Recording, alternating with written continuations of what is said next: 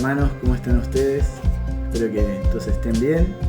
Vamos a tener la oración para iniciar con la actividad de hoy, domingo, Día del Señor. Así que, hermanos, oremos. Padre que estás en los cielos, te damos gracias una vez más porque podemos reunirnos de esta manera.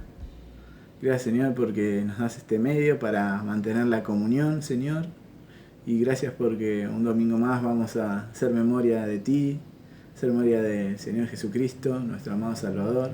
Gracias porque Él dio su vida por nosotros, se entregó allí en aquella cruz y sufrió los dolores por nosotros. Nosotros debíamos pagar el precio que Él cargó allí, porque cargó con la culpa del pecado por todos nosotros.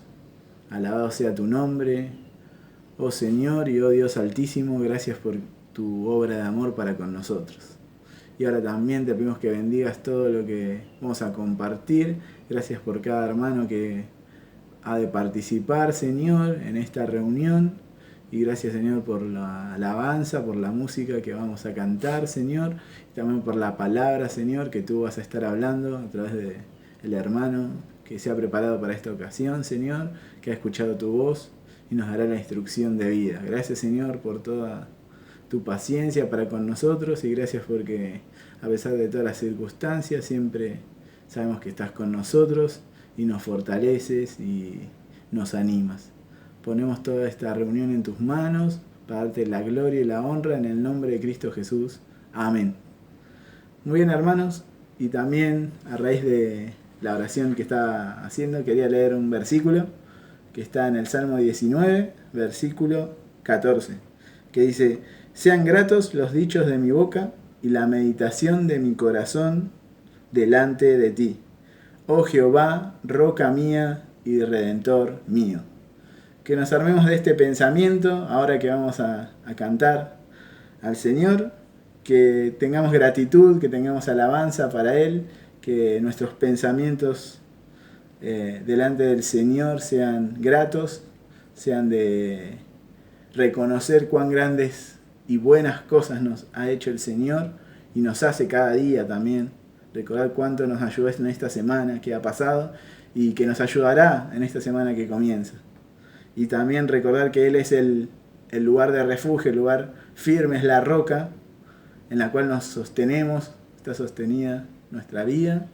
Y también que Él es nuestro Redentor. Dice: oh Jehová, roca mía y Redentor mío. Él es el que nos compró, ahora somos para Él, para su gloria y para su honra. Así que nos armemos de ese pensamiento para adorarle y para darle toda la honra a Él en este tiempo. Que el Señor les bendiga, hermanos. Amén. Buenos días, hermanos.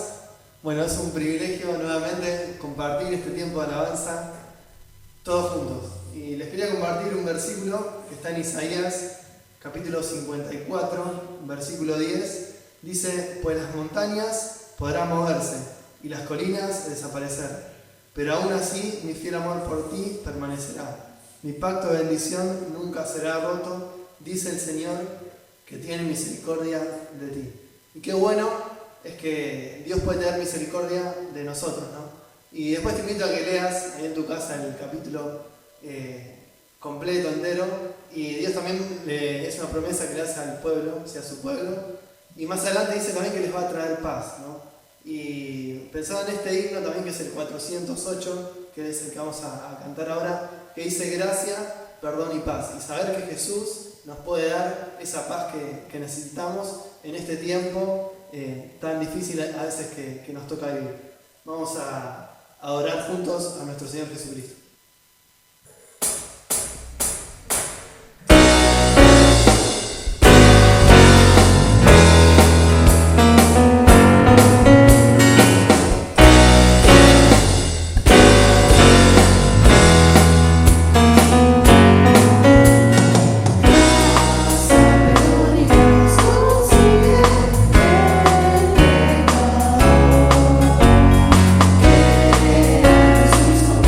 Oh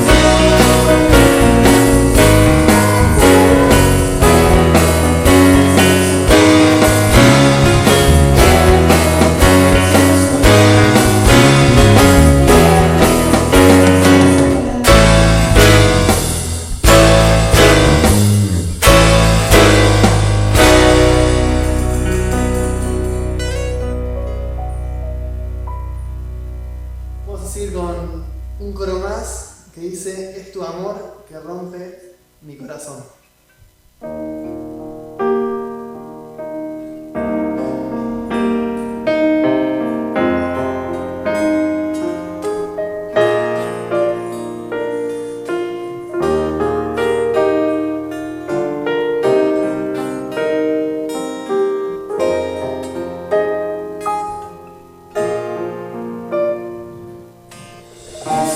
Amor que rompe mi corazón.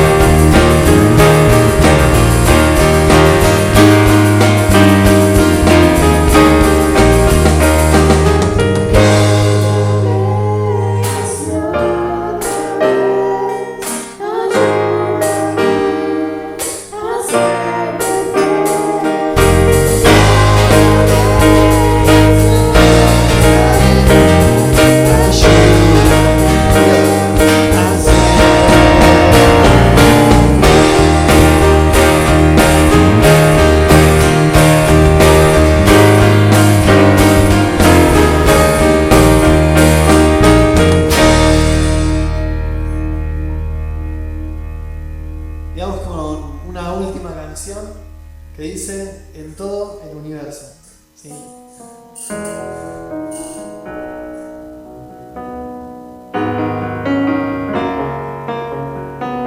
Te invito también a que la puedas cantar a modo de oración, ¿sí?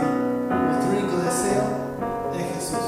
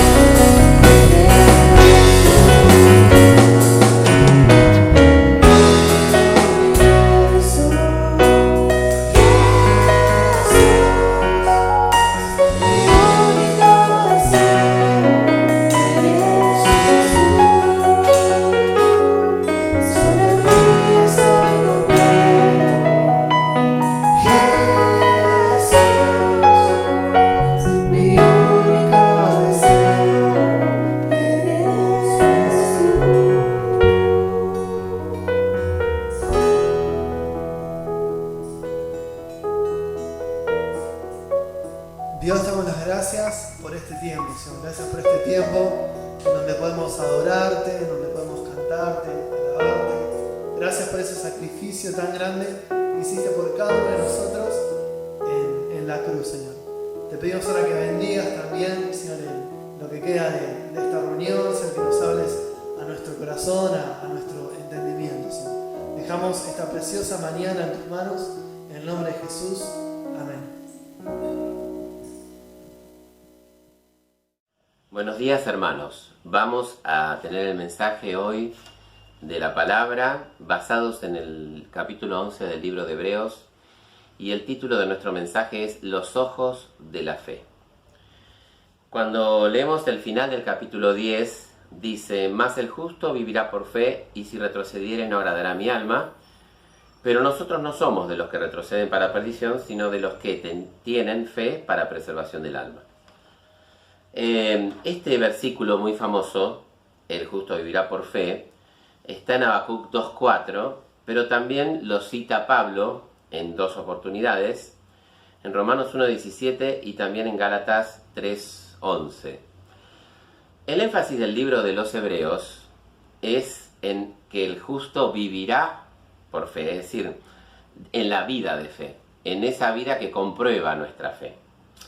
Mientras que el énfasis en Romanos es que la persona es justificada por la fe.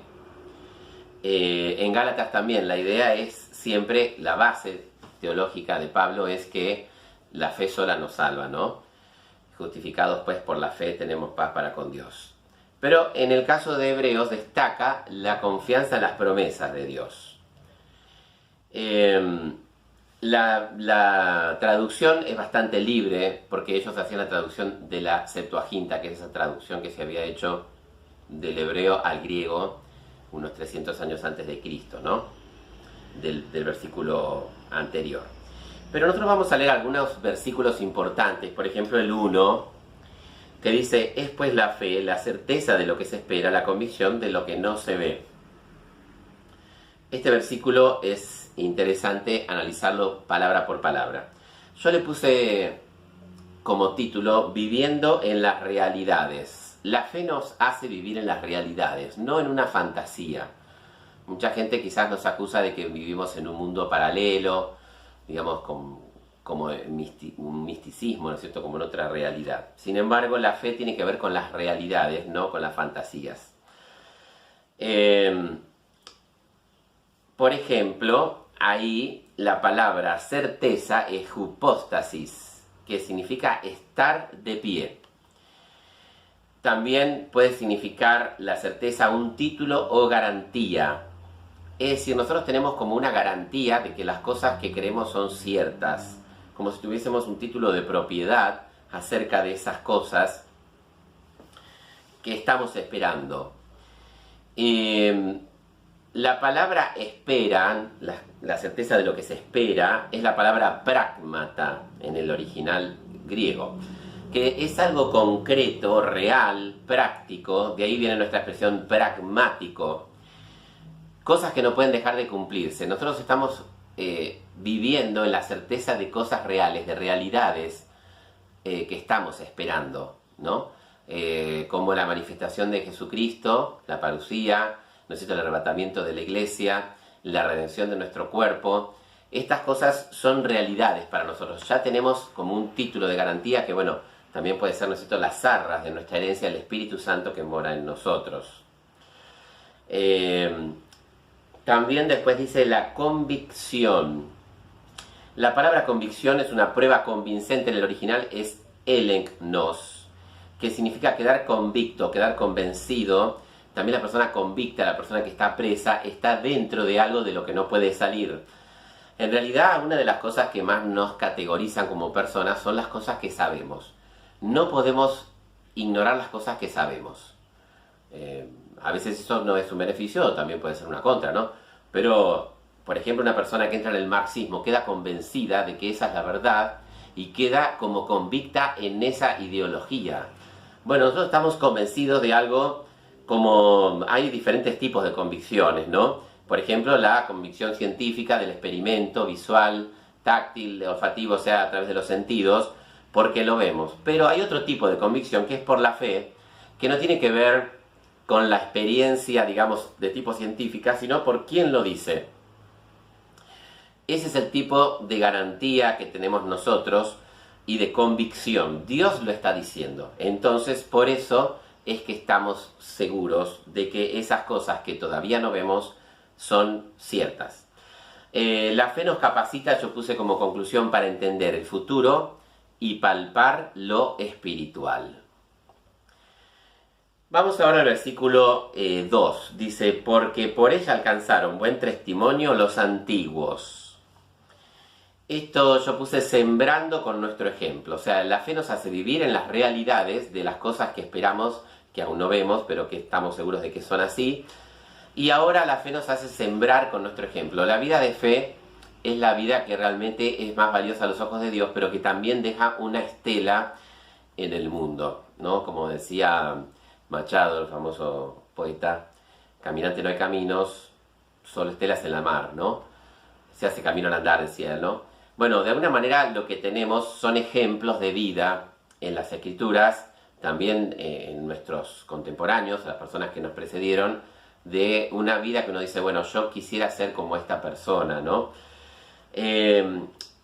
La fe acreditó a los ancianos, es la idea en el original, que es la versión nueva, la versión de la Nueva Biblia Internacional, ¿no? La Nueva Versión Internacional dice así: es algo que nos acredita, que nos da crédito, o sea, credibilidad también, ¿no? Podemos ver muchos ejemplos a lo largo de esta galería de la fe, que bueno, no podemos leer todo, pero algunas cositas. Por ejemplo, Abel, ¿no es cierto?, que ofreció una mejor ofrenda que Caín. Quiere decir que aquellas cosas que ofrendamos, que damos, también la fe las aprueba, porque si lo hacemos solamente para agradarnos a nosotros mismos y no con fe, como hizo Caín, ¿no es cierto?, que ofrendó lo que le pareció. En cambio, Abel tuvo fe en lo que Dios había enseñado, que sin derramamiento de sangre no hay remisión de pecado, por haber él vestido a sus padres con las pieles de un cordero. Entonces ofreció algo de acuerdo a lo que Dios estaba pidiendo. Tuvo fe y por eso Dios aprobó su ofrenda. También en el versículo 5 habla de Enoc, dice, pero antes de ser traspuesto tuvo testimonio de haber agradado a Dios. La fe nos hace agradables, después vamos a hablar más de este versículo, a Dios, y también hace agradable nuestra vida, ¿no? En el caso de Noé, dice, por la fe Noé, cuando fue advertido por Dios acerca de cosas que aún no se veían, ¿no? Siempre él está desarrollando el concepto de que mostró al principio el escritor de los Hebreos, las cosas que no se ven, porque no había llovido todavía, no había habido un diluvio, mucho menos. Sin embargo, él tuvo temor y preparó el arca en un lugar que estaba alejado del mar, etc. Y condenó al mundo y fue hecho heredero de la justicia. O sea que la fe nos preserva de los juicios futuros y también nos justifica delante de Dios, ¿no? Como es la enseñanza de las Escrituras. La fe, dice, en el caso de Abraham, siendo llamado, obedeció en el versículo 8 para salir al lugar del que había de recibir como herencia y salió sin saber a dónde iba. En la vida en realidad sabemos muy poco, venimos a este mundo y nadie nos da una explicación certera de cómo son las cosas, ni de dónde venimos, ni a dónde vamos, pero la fe es esa guía, como Abraham, que salió de una tierra de paganos, ¿no?, de Ur, de los caldeos, para ir a un lugar que no sabía exactamente qué lugar era. Y él fue guiado por la fe. También después habla más de Abraham, en el versículo 16, pero anhelaban una mejor, hablando de una ciudad.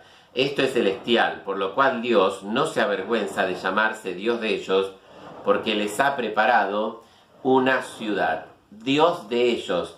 Quiere decir que la fe nos une a Dios de tal manera de que Dios es nuestro y nosotros somos de Dios. Esta es una relación muy importante porque es la relación que tenemos con las cosas más queridas de nuestra vida. Decimos mis hijos, mi mujer, mis amigos, ¿no? Esta sensación de propiedad. Nos da también lo imposible, porque dice, pensando que Dios, el versículo 19, es poderoso para levantar aún de entre los muertos, de donde en sentido figurado también le volvió a recibir. Claro, él no tuvo, digamos, dudas en ir a entregar a su hijo como ofrenda, porque él sabía que las promesas iban a cumplir en ese hijo. Entonces él entendía, bueno, si Dios me pide que lo entregue, también él creía que Dios lo podía resucitar. Y en sentido figurado lo volvió a recibir, ¿no? Porque para Dios nada es imposible. Dios nos da lo imposible, lo que nosotros no podríamos llegar a pensar que puede pasar, ¿no? Haciendo un pequeño chiste, yo le digo a Gerard que bueno, que la cosa más creativa que hizo en su vida fue casarse conmigo, ¿no? Bueno, yo me casé, tuve hijos, tuve una familia. Para mí eran cosas que quizás en mi juventud y niñez las veía como muy difíciles, pero Dios hace con nosotros cosas que nosotros creemos que no son posibles. Después, el versículo 20 al 22 dice, por la fe bendijo Isaac a Jacob y a Esaú respecto de cosas venideras.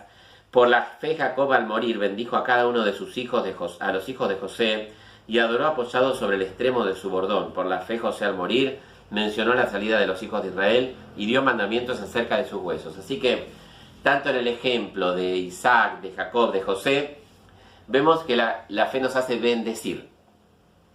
Qué bueno que es esto, es decir bien, ¿no? La fe nos permite bendecir en el nombre de Dios porque creemos en sus bendiciones y promesas. Nos hace adorar, que es algo central en esta reunión, ¿no? Porque él dice que Jacob al final de su vida adoró, un hombre que tuvo muchas dificultades y también un carácter difícil, ¿no? Jacob, suplantador, engañador, al final de su vida adora a Dios, apoyado en el extremo de su bordón, que era como su báculo, ¿no? Y predecir, porque José pudo predecir que ellos iban a ser liberados de ahí, iban a volver a la tierra prometida de Egipto, y nosotros también podemos predecir cosas por la fe, no porque tenemos don de profecía, sino porque creemos en las promesas de Dios. Podemos decirle a la gente, por ejemplo, si no crees, vas a ir a la condenación eterna. Esto es predecir. Si crees, vas a ir al cielo. Pronto el Señor va a venir. El Señor va a bendecir tu vida si sos obediente, porque son promesas de Dios y podemos predecir confiando en Dios.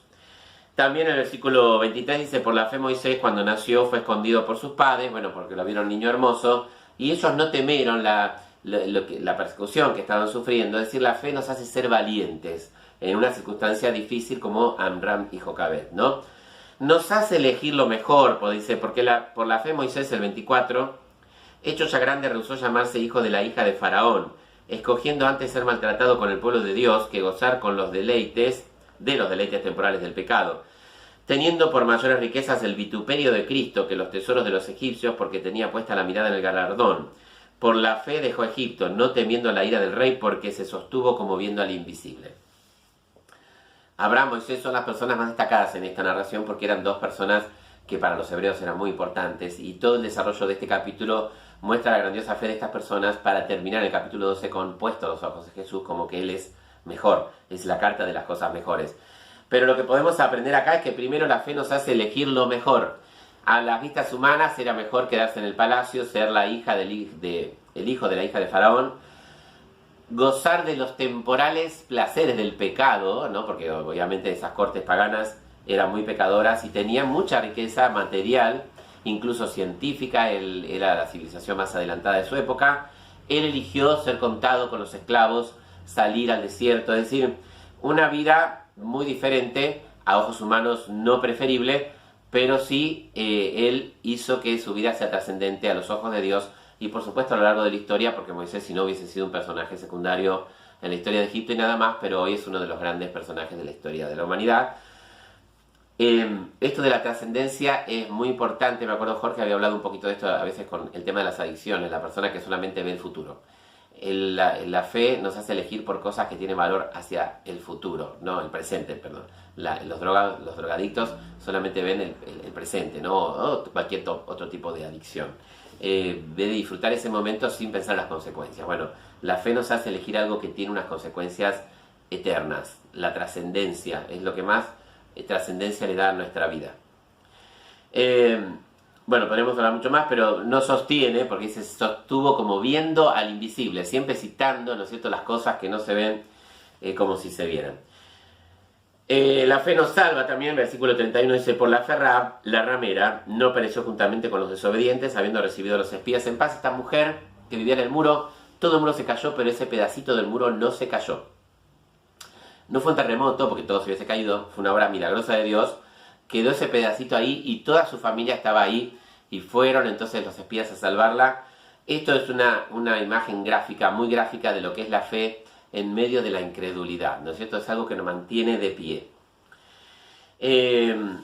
La fe nos salva. La fe nos hace singulares, del 32 al 34, habla de Gedeón, de Barak, de Samuel, de David, que ellos hicieron cosas de Daniel, aunque no lo cita, porque por ejemplo taparon bocas de leones, apagaron fuegos impetuosos como los amigos de Daniel, se hicieron fuertes en batalla, recibieron a los muertos en resurrección, como en el caso de los milagros de Elías, de Eliseo, ¿no? Porque todos estos personajes son anteriores a la cruz, porque dice que ellos no alcanzaron lo prometido, así que son todas personas que vivieron antes de la llegada del Mesías. Pero también, entonces, la fe nos hace singulares, personas que hicieron proezas. La fe nos hace hacer proezas. Pero al final, en el versículo 35 al 38, dice que también pueden ser cosas, podríamos decir, negativas, ¿no? Porque dice, más otros fueron atormentados no aceptando el rescate a fin de obtener mejor resurrección, otros experimentaron vituperios y azotes, prisiones, cárceles, fueron apedreados, aserrados, puestos a prueba, muertos a filo de espada, anduvieron errantes, pobres, angustiados, maltratados, de los cuales el mundo no era digno. Así que la fe también nos hace resistir las cosas difíciles o imposibles de resistir. Acá algunos pasajes están basados en el libro histórico de Macabeo, Segunda Macabeo, donde por ejemplo se cuenta que una mujer, para no maldecir a Dios, para no desdecirse del Dios verdadero, adorar a los ídolos, vio matar delante de sí a sus 7 hijos. Entonces no los recibió mediante resurrección, sino esperando algo mejor, una resurrección posterior. Aserrados, por ejemplo, Isaías se sabe que fue aserrado por el malvado rey Manasés. Así que también la fe nos hace resistir y finalmente nos hace ser dignos. Porque dice de los cuales el mundo no era digno. La dignidad es algo que está poco de moda ahora. No importa mucho la dignidad, sino zafar, ¿no? Pero qué importante en la vida es ser dignos. Vamos entonces al versículo 3. Dice, por la fe entendemos haber sido constituido el universo por la palabra de Dios, de modo que lo que se ve fue hecho de lo que no se veía. Antes habíamos dicho que la fe nos hace vivir en las realidades, sembrar con nuestro ejemplo, y ahora entender lo incomprensible. Por la fe entendemos, la palabra es noumen. Creer es también pensar. Es decir, no es una fe sin razonamiento. La fe que Dios nos da usa el razonamiento, el entendimiento, la comprensión. Por la fe entendemos. Haber sido constituido, la palabra es catartizo, que aparece en otros lugares de Hebreos, como por ejemplo, me preparaste cuerpo. O sea, catartizo es constituido, significa algo preparado. En el 13:21, os haga aptos, algo apto, algo que está listo. Dios constituyó entonces por el entendimiento, por el razonamiento sano, entendemos que Dios hizo el mundo, el universo. Ahora vamos a hablar de qué sería exactamente, pero por ejemplo Celeste me preguntaba el otro día, ¿por qué, papi, la gente dice en mi manual que el hombre desciende del mono? ¿Por qué la gente dice esas cosas? Bueno, entonces le expliqué, en el tiempo de la reina Victoria, cuando surgió esta teoría de la evolución, Darwin, ¿no? Ellos querían de alguna manera justificar que la monarquía no era de derecho divino, como pretenden los monarcas, ¿no es cierto?, que fueron puestos por Dios. Y entonces empezaron a divulgar estas mentiras acerca de que Dios no hizo el mundo, pero para decir que Dios no hizo el mundo tenía que haber una opción. Y la otra opción es esa, que el mundo se hizo solo, ¿no es cierto?, por casualidad, de los monos y todo eso, y se fomentó esa gran mentira que hasta hoy la gente sigue divulgando, ¿no? Bueno, entonces el universo es la palabra aion, que significa edades o también eternidad, pero podríamos entender, de acuerdo al contexto, que habla de las eras, del futuro, de todo lo que iba a suceder. Dios entonces hizo el futuro, porque estamos siempre con que nosotros creemos en las cosas que todavía no vemos. Dios preparó el futuro, lo preparó especialmente para nosotros. Comprendemos que Él lo hizo porque está preparado. Todo lo que está preparado lo hizo alguien. Es absurdo, e incluso contrario a la razón, pensar que las cosas preparadas no las hizo nadie. Y eso es lo que dice la evolución, ¿no? Por la palabra de Dios. Grema es la palabra original, que significa lo que es hablado. Es diferente de logos, que es la expresión del pensamiento. O sea que el sonido, podríamos decir, de la palabra de Dios, la energía, se convirtió en materia, se convirtió en tiempo, se convirtió en aquello que Dios quería que existiera. Nada es casual. Todo está previsto, incluso las obras que Dios quiere que hagamos, porque fuimos creados en Cristo Jesús para buenas obras, las cuales Dios preparó de antemano para que anduviésemos en ellas. Es decir, Dios nos creó en su mente, en la persona de Cristo. Ahí estábamos todos nosotros, porque nosotros somos el cuerpo de Cristo, estábamos adentro de Cristo. Y entonces, ¿para qué? Para hacer buenas obras. O sea, el futuro, la eternidad y todas las eras que iban a pasar ya estaban preparadas por Dios. Cuando vemos nuestra vida con esta perspectiva, creo que toma una gran trascendencia. Es decir, Dios preparó este día para mí desde la eternidad. Qué buena obra yo puedo hacer hoy que Dios pensó que yo hiciera. También transmitirle esto a nuestros hijos, de que ellos fueron creados por Dios, que ellos fueron planificados, que no son la obra de la casualidad, de un accidente, son obra del amor, de lo que Dios quiso que ellos fueran. Final. 6. Versículo 6. Pero sin fe es imposible agradar a Dios, porque es necesario que el que se acerca a Dios crea que le hay y que es galardonador de los que le buscan. Entonces dijimos, nuestro bosquejo, viviendo en las realidades, sembrando con nuestro ejemplo, entendiendo lo incomprensible, y yo puse ahora experimentando las bendiciones. Al acercarnos a Dios buscamos perdón y bendición. Afirmamos que Dios existe y lo hacemos veraz poniendo un sello. Por ejemplo, está Juan 3:33, pero vamos a leer, por amor al tiempo, solamente un versículo. 1 Juan 5:10 dice: el que cree en el Hijo de Dios tiene el testimonio en sí mismo. El que no cree a Dios le ha hecho mentiroso, porque no ha creído en el testimonio que Dios ha dado acerca de su Hijo. Como un devocional que mandó hoy Edu, bueno, hoy viernes que estoy grabando el mensaje, martes,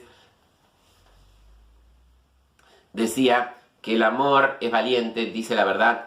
En realidad es así. Y Juan es muy valiente en sus expresiones. Dice, el que no cree en el testimonio que Dios ha dado. ¿Cuál es el testimonio? Dios mandó a su Hijo. ¿Para qué? Para que las personas crean en Él y sean salvas. El que no cree en ese testimonio, que rechaza a Jesucristo, a veces a mí me indigna un poco cuando hablan mal de Cristo, ¿no es cierto? En los medios de comunicación, películas, como que me da ganas de sacarlo, ¿no? Y entonces, esa persona está haciendo a Dios mentiroso. Es una expresión muy fuerte, ¿no? No lo deja a medias tintas. Es una expresión fuerte. Entonces nosotros ponemos un sello, esa es la idea, ¿no? Afirmamos, ponemos un sello en que lo que Dios dice es verdadero, cuando creemos en Dios. Por eso es que Él nos puede bendecir.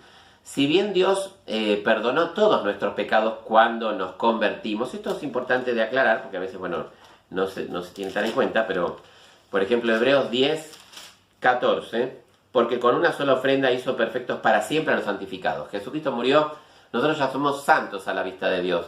No es que nos perdonó todo lo que hicimos hasta el día de la conversión, nos perdonó todos nuestros pecados, antes y después de la conversión. Lo que sucede que al entrar en una relación personal con Dios, cuando pecamos no perdemos la salvación, pero sí perdemos la comunión, el disfrute de esa relación con Dios, como cuando estamos peleados con alguien en la familia, digamos. Sí, sigue siendo nuestro hermano, nuestra esposa, nuestro hijo, pero no disfrutamos de esa relación porque no hay una comunión. Bueno, entonces para rescatar esa relación, no la salvación, pero sí la relación de comunión, tenemos que confesar y apartarnos para disfrutar de esas bendiciones y de la comunión. Y dice que es galardonador de los que le buscan. El galardón siempre tiene que ver con el servicio. O sea, ¿qué premio nos va a dar Dios por lo que hacemos? Bueno, podemos pensar que en la Biblia hay promesas acerca de que del servicio que le vamos a dar a Dios va a haber una recompensa, ¿no? El privilegio más grande en esta vida y en el cielo es servir a Dios. Por ejemplo, Mateo 25:21 dice: sobre poco has sido fiel, sobre mucho te pondré. O sea, la idea no de que me voy a no hacer nada, sino de que voy a tener una responsabilidad incluso mayor cuando esté con Dios, cuando esté en el reino, también reinando juntamente con Él en el futuro. También en 1 Corintios 3:12 y 13 se nos habla de la calidad de lo que nosotros podemos hacer en la vida: oro, plata, piedras preciosas, madera, heno, hojarasca, o sea, cosas buenas, pero cosas que no tienen valor a los ojos de Dios, van a ser pasados por la vista, por el fuego del escrutinio de la vista de Cristo, ¿no es cierto?, de Dios, sobre nuestras obras van a ser probadas por el fuego. Pero ¿qué vamos a hacer con esas obras? Con esto ya terminamos. Apocalipsis, no con esas obras, sino con esas coronas, ¿no? La corona de justicia, la corona de vida, la corona de gloria. Son 5 las coronas. 4, también la de los mártires, ¿no? Apocalipsis 4, 9 al 11. Vamos a ver que ahí dice algo importante sobre lo que hacen los 24 ancianos, que ahora vamos a ver quiénes son, y siempre que aquellos seres vivientes dan gloria y honra y acción de gracias al que está sentado en el trono, al que vive por los siglos de los siglos, los 24 ancianos se postran delante del que está sentado en el trono y adoran al que vive por los siglos de los siglos, y echan sus coronas delante del trono diciendo: Señor, digno eres de recibir la gloria y la honra y el poder, porque tú creaste todas las cosas y por tu voluntad existen y fueron creadas. Así que estos 24 ancianos son símbolos de la iglesia. Porque 24, porque eran las divisiones de los sacerdotes según sus órdenes, porque somos sacerdotes. Están coronados, porque somos reyes y sacerdotes. Estas coronas las recibimos por nuestro servicio. ¿Pero qué vamos a hacer? Vamos a entregarlas a los pies del Cordero, a los pies del Hijo de Dios, porque como Él nos enseñó, mejor es dar, entregar, que retener o recibir, ¿no es cierto? Entonces, que toda la gloria de nuestra vida y de nuestros servicios esté a los pies de Jesús, es digamos, el final, digamos, de esta vida. Pero hoy podemos entregarle a Él nuestra adoración, que es también como entregar, rendir nuestra vida, todo lo que somos, nuestra existencia, a los pies de nuestro amado Salvador. Amén.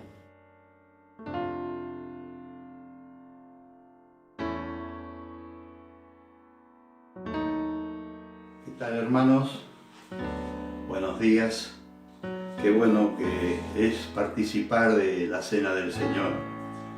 Para nosotros es una reunión muy importante, muy querida, y realmente deseamos y ansiamos participar de la Cena del Señor. Pero no solamente porque tenemos este sentimiento, sino porque el Señor también tuvo placer, tuvo gusto en sentarse a la mesa. Mirá lo que dice según San Lucas 22:14. Cuando era la hora, se sentó a la mesa y con él los apóstoles. Y les dijo: cuánto he deseado comer con vosotros esta Pascua antes que padezca.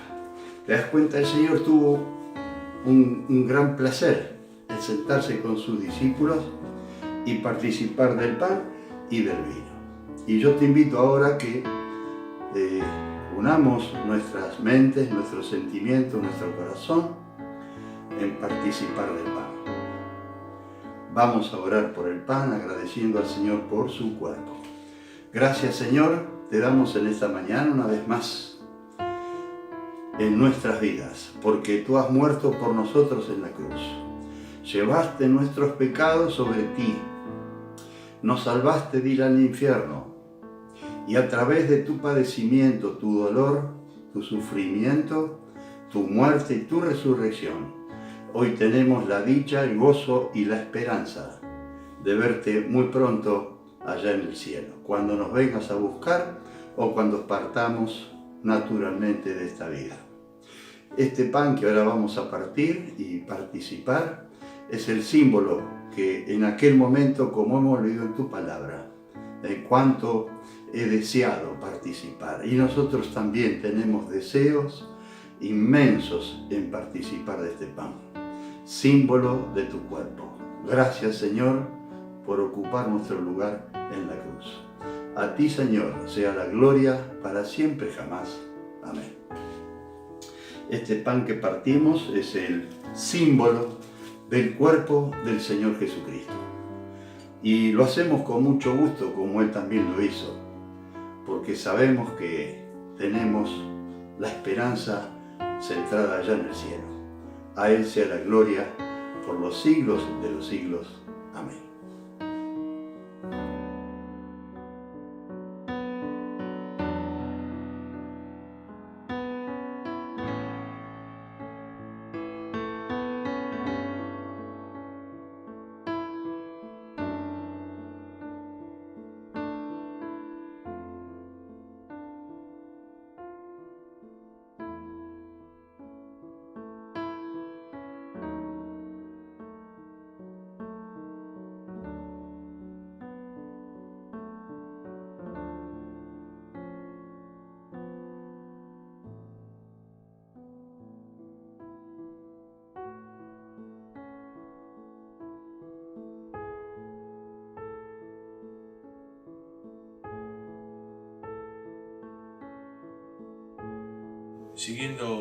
Cumpliendo con el mandato del Señor, hemos gustado del pan que el Señor instituyó como símbolo para que veamos su cuerpo destruido en la cruz del Calvario por cada uno de nosotros. Y ahora lo vamos a hacer de la misma manera con el vino, que el Señor nos lo dio como su sangre, para que bebamos de Él. Hermanos, una vez más podemos ver la sangre del Señor Jesucristo derramada en la cruz del Calvario por cada uno de nosotros, para limpiarnos, para lavarnos del pecado que nos condenaba eternamente. Por la sangre del Señor Jesucristo derramada en esa cruz, somos libres ahora. Sin merecer nada, Él nos lo dio y nos dio también la esperanza de la vida eterna. Agradezcamos al Señor por esa obra magnífica que se realizó una vez y para siempre. Y la sangre del Señor Jesucristo sigue siendo la misma en el día de hoy y sigue limpiando a aquellos pecadores para que puedan tener también la esperanza y ser hechos hijos de Dios. Vamos a orar. Bendito Dios y Padre, te agradecemos, Señor, una vez más, porque podemos de esta manera, Señor, cumplir con tu mandato. Haced esto en memoria de mí. Simplemente eso nos pediste, amado Señor. Y estamos en esta mañana cumpliendo con ese mandato. Y dándote gracias, Señor, en este momento por esta copa. Esta copa que hemos de gustar, Señor, que representa nada más y nada menos que tu sangre derramada, Señor, en la cruz del Calvario. Gracias, porque por esa sangre derramada tú nos acercaste al Padre. Tú nos hiciste sus hijos, Señor. Y ahora podemos gozar de la esperanza, Señor, de una vida eterna contigo allá en los cielos. Gracias porque tú eres el dueño de nuestra vida, Señor. Gracias porque tú nos acompañas cada día de nuestra vida en el transitar por este mundo, Señor. Gracias por ser tus hijos, Padre bendito, y poder estar en tus preciosas manos. Guárdanos de todo mal y de todo peligro, y que podamos seguir siendo hijos obedientes a ti hasta el día en que tú, Señor, nos llames a tu presencia o envíes a tu Hijo bendito a buscarnos. Gracias, Padre, por poder estar en esta condición y vivir, Señor, de esta manera. Nos dejamos en tus manos. Te agradecemos todo, Señor, y lo hacemos en el nombre bendito del Señor Jesucristo, nuestro amado Salvador. Amén. Amén.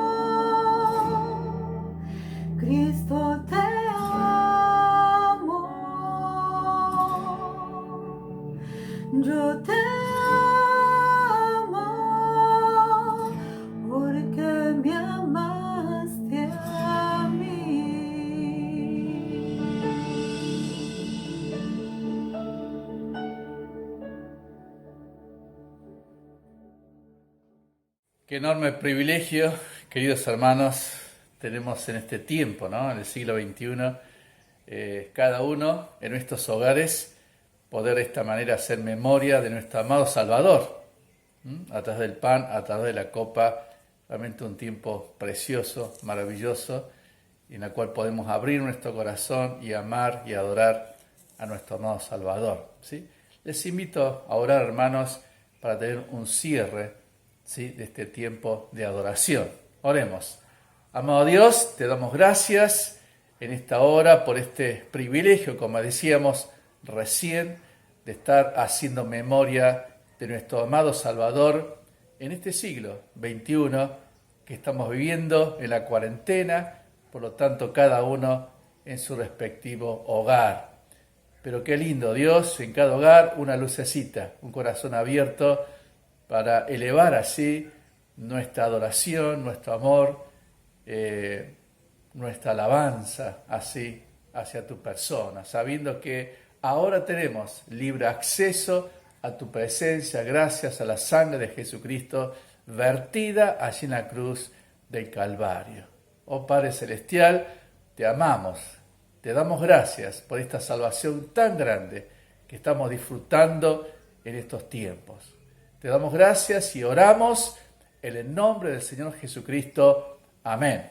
Muy bien, queridos hermanos, quisiera compartir un versículo de la palabra de Dios que se encuentra en el Salmo 78, versículo 7, que dice así: que pongan en Dios su confianza y no se olviden de las obras de Dios, que guarden sus mandamientos. Esto es un consejo que encontramos en la palabra de Dios, ¿sí? 3 consejos, ¿sí? Que en estos días, que en esta semana, ¿sí?, en este tiempo que vivimos, que podamos confiar en Dios, que nos acordemos de alguna manera de hacer obras para Dios, pero también de guardar los mandamientos, ¿sí? De leerlos, de memorizarlos, de retenerlos, de ponerlos en práctica. Queridos, que Dios nos dé una hermosa semana para su gloria y para su honra. Dios bendiga a cada hogar, ¿sí? Y nosotros decimos amén. Que así sea, ¿sí?